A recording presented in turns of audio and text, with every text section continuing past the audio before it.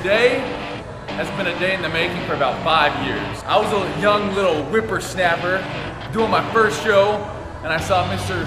Bodybuilding.com, Mr. Kris Gethin himself, over at Axiom and Meridian, all tatted up, doing bent over rows. I'm like, I want to work out with that guy for my first show. So 5 years later, Kris is back in Boise. We're both here for the BFE. We're gonna do it dirty. It's gonna be high volume, super high intensity. I'm gonna get my ass kicked by the man himself, Cage Muscle, Kris Gethin, Steve Cook, Swollen Nation. Let's go. All right, so today, DTP, my first DTP training session. Starting it off with an incline front raise, supersetted with the incline bent over. So what we're going to do, much like if you're doing an antagonistic superset, bicep and tricep, we do it with the delts.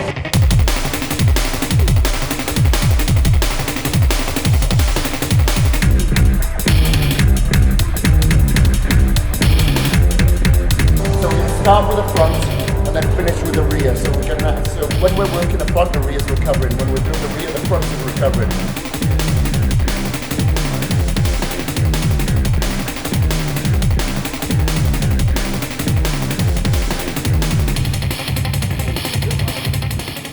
I'll tell you what, that from the very get-go shocked my central nervous system. I didn't think we'd be starting off that hard, that fast. You see Steve is getting a good stretch around the delts here. Normally you don't get that stretch in a normal standard position. Come down as far as in, there's no tension until you get to there. Now he's got tension all the way at the bottom. Contraction portion is all the way at the top. Another one all the way top, like halfway. And as I said, Neil Hill actually put me through this for the first time. Since I started doing this, my front delt, actually my side delt looks wider now. My delts look wider. That's why. Because I put more concentration onto the front delt so it inserts more across the chest. Woo! Nice. I had to call it, a warm-up set. There was nothing warming up about it. I was absolutely hammered after that. And I was like, okay, the switch had to go on. Either the switch was going on or else I was gonna get left in the dust. So it was a mental wake-up call, get your shit together, we're strapping it up.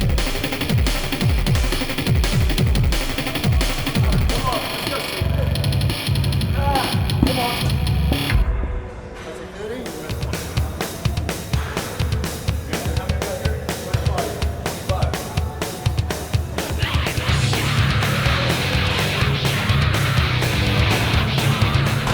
Controlling the weight at the top. You've got pause there. That's the little things. The little things that they add up, they absolutely feel the shoulder. It's the emotion, it's swing here, but it's controlling it.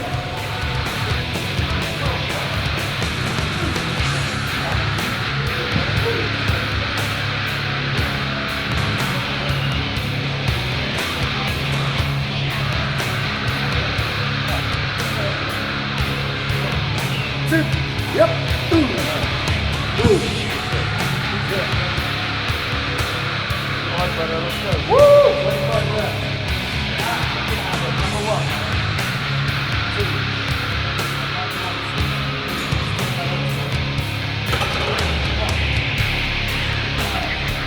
Come on, let's go. Come on.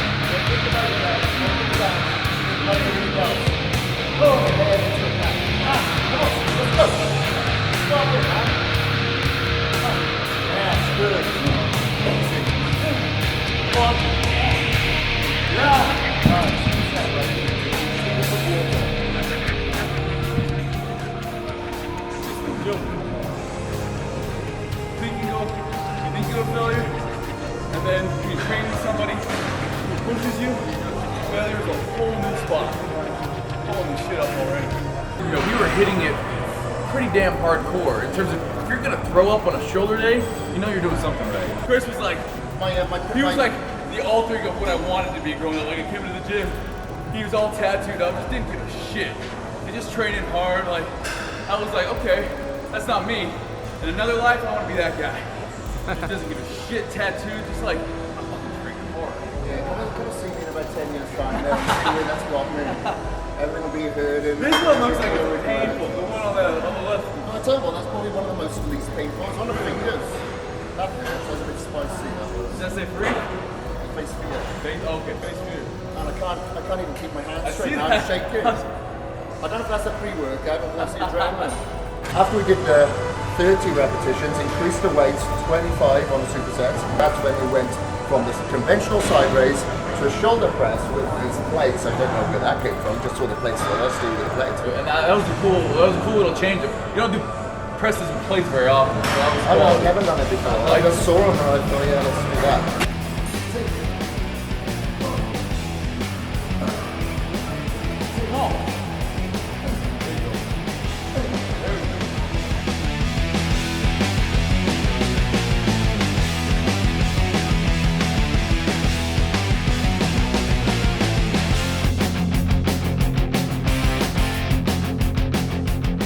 Typically, I've done a lot of more strict stuff in the past.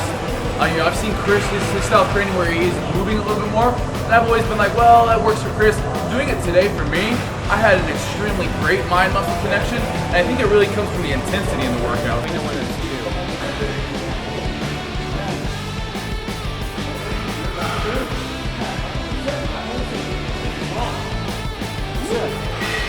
Kris was just talking about how people will use different techniques, but as long as you're getting the mind-muscle connection, that's the most important part. So I was talking to him about he's going to be using a little momentum in that. And that we were talking about how he's got hurt before when he tries to go super strict because he's an intense motherfucker. Yeah, you could point the finger at Ronnie Coleman and say, God, that's hoppy. Well, it kind of worked for him. Right. But then you'd look at Dorian Yates, textbook form. Look how many injuries he got. You know, maybe they would have got him anyway, whatever style that they did, who knows. But however, what worked for them worked. The proof was in the pudding. So what we're going to do now, we finished there going for our 30, 25, 20, 15, 10. Now we're going to go back up with the side raises, superset with a shoulder press with the plates here. Because you're using balance there as well. You're going to be a little bit upward, so you're going to be using your core, but you're also going to be using your stabilizers to a certain degree. It's going to feel weird for the first set or two for both of us, because I haven't done this. I've seen it.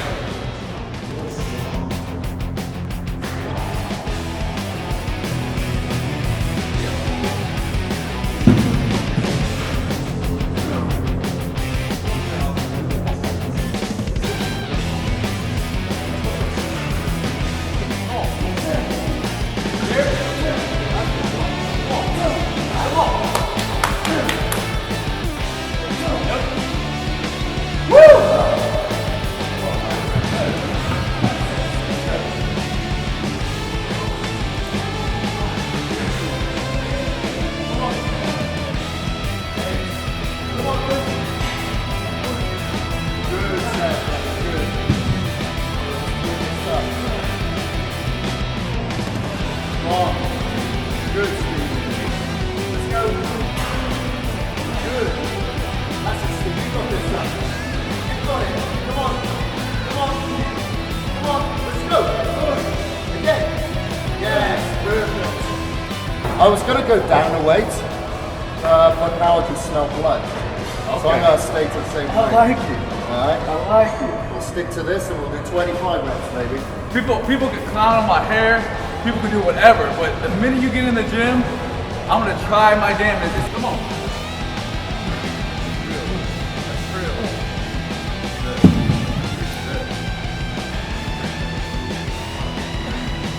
Yep. Big. Come on. Woo!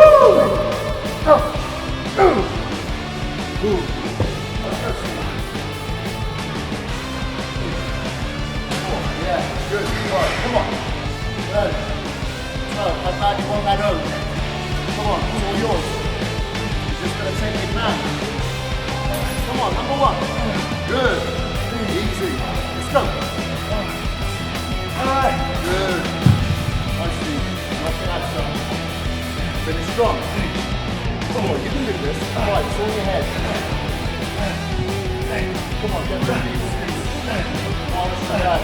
Come on. Through the roof. Yes, Steve. Good. Come on. Nice. One more. Good. Come on. Come on. Come on, Chris. Come on.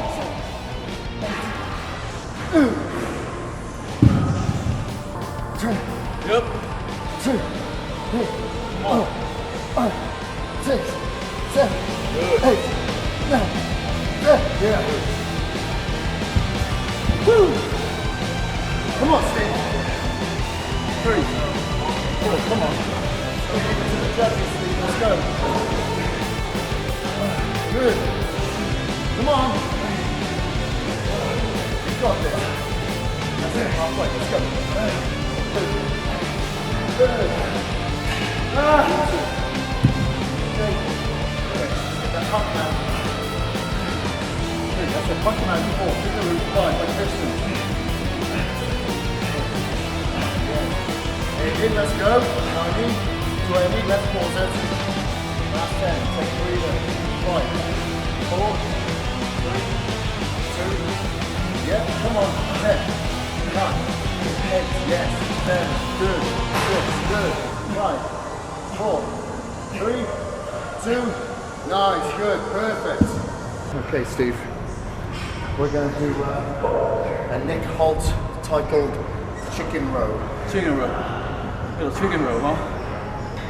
So why chicken? Now you're gonna remember it for the rest of your life. Yeah. Oh, I like that. So the chicken rows, for me, that was a brand new exercise. We did straight from there into some more front raises. We did 2 sets of that, and after doing the other stuff we did for the anterior delts and the raises, just holding the weights up there were a struggle until I really found that position where we kept everything at the same angle. But I'll tell you what, it was touch and go there for the first little parts. I figured it out, and again, that stretch that we're talking about, really working that. I mean, it's your anterior delt, but it's really a different part of your anterior delt. Like it's more of the tie of your upper chest. If you bring it behind the back, it's going to be the lateral. If you prevent it from going to the front, it will be the lateral. But your body will always want to bring the anterior into it. You know, especially as you're using that momentum to stretch past. You always want to go front, so actually you fight against that, so you get the lateral portion of that belt. 5. Come on, please. 5 more, 5, 4, 3, 2 more, come on. 2 more, Steve. Okay, rock raises now. Right. Good, no, good finishing movement.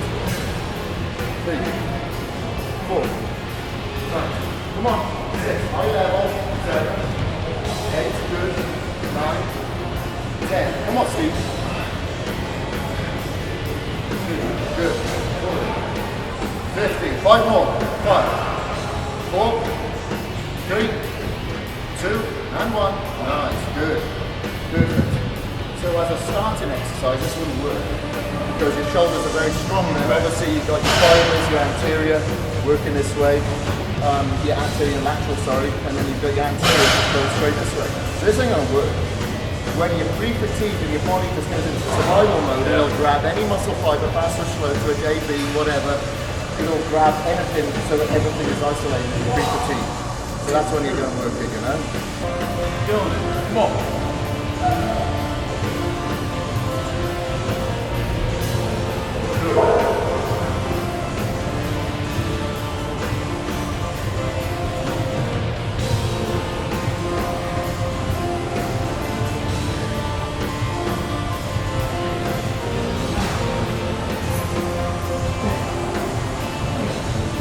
Good. I'm gonna train on a lot more 8 to 12 reps, more of the standard rest time. Coming in here, definitely switching it up, you can feel it. And I love doing that. I love coming in, really being shitty at something, getting my ass kicked, feeling the throw up coming up, fighting it back down, jumping in and doing it again. Then you feel your body starting to react, starting to change. You switch things up and you feel like, okay, I did that. Bring on the next hard thing out of the day. It's like this one thing feeds on the other.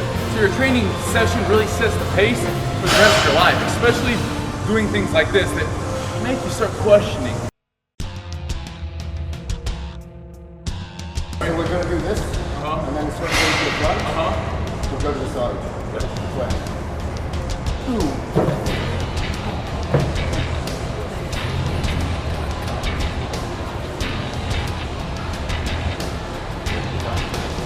Good.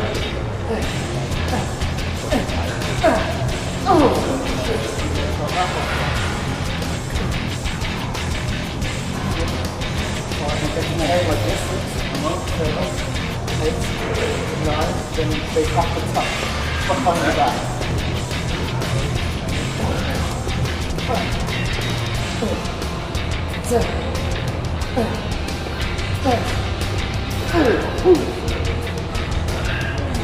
I'm drinking my water right now. I don't want to drink any anterior delta more than I have to. I know I got a lot of shit to do here. Normally Steve has a real bad habit of picking his nose all the time.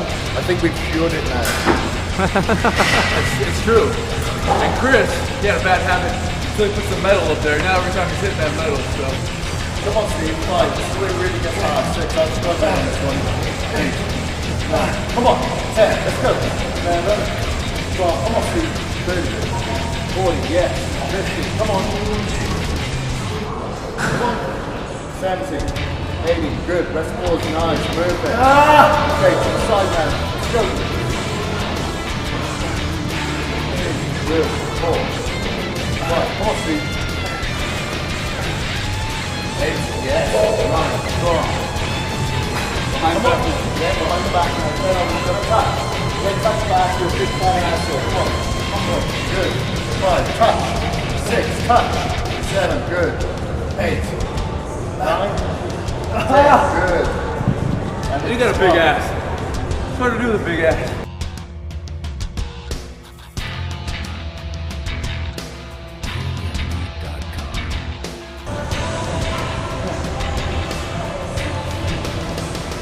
Come on. Hell yeah, come on. Yes, sir. Yes, sir.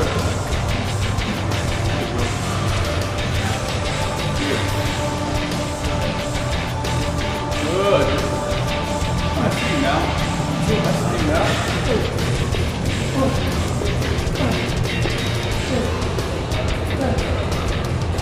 Nice. Oh, sir. That finger doesn't quite want to straight out. I don't know. I broke this hand. Whenever I grip anything for a long time, these other fingers want to straight out. This one doesn't quite want to work. That's a DTP hand, we'll call it.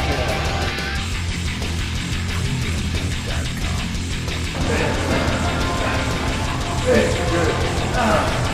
Yeah, come on. 12, yes. 30, come on. 40, 50, 60, come on. 70. Keep it up. One more. Yes. Good. Give it up. Come on. 2, 4, 5, 6, come on. 8, 9, 10, behind the back. 0 touch. 1, that's it. 2, I won't count it. 3, that's it. 4, good. 5, 6, 9, 10, 8, that's it. Good. Good.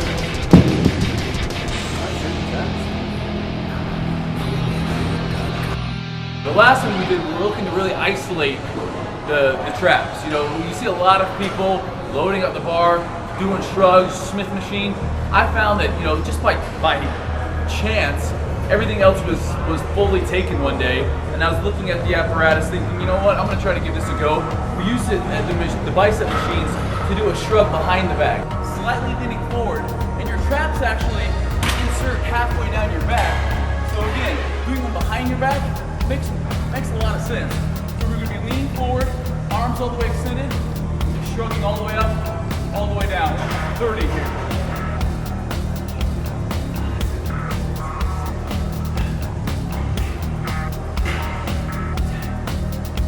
Whole stack on here. Halfway this thing. You can see because he's leaning forward, there's a real full range of motion here. Because the pressure as it goes all the way down, there is a like strain on the spine. This really allowed for grip not to come into play, and the grip was a non-factor. No, didn't need straps, nothing. Exactly, and then we were able to kind of lean forward and really isolate the straps. That was a new one for you, right? Yeah, I've never done that before. It was very interesting that you didn't have any strain on the lower back, nothing on the core, nothing on the grip, nothing on your delts, nothing felt like it was pulling drag in there. Right. It was just isolated and pinpointed on your traps and traps only. And what I really liked about it, by leaning forward as well, there was no strain on the lower body whatsoever. Normally I'm always going around 30 reps because I have to put so many bloody plates on the side. I don't want my discs to kind of blow out because I've got that much weight on there. I have to really have the straps really tight. None of that. So I really enjoyed that. And I will say I was grateful that we did that exercise because I don't think my shoulders, my grip, my hands that were already numb. Everything was pretty much numb except for my traps. So I'm glad that was the exercise we did because I'm not sure after our shoulder workout that I could have done anything else. Come on. Let's see. 15 minutes.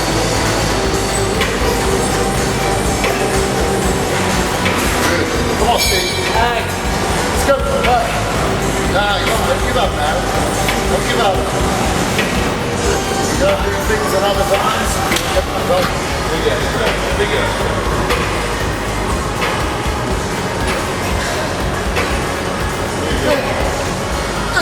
Good. Good stuff. There you go. Nice. That was a killer DTP workout. You guys gotta check out Kris. He's relaunching his YouTube channel, we'll say. He's gonna have some amazing videos on there, so make sure you guys subscribe to him. Always thumbs up this video. Go on, make sure you subscribe, and then comment below. I always jump on after I post a video, try to get on there and comment. And then check out more videos from this guy coming soon. Good. Thank you very much, Steve. Also,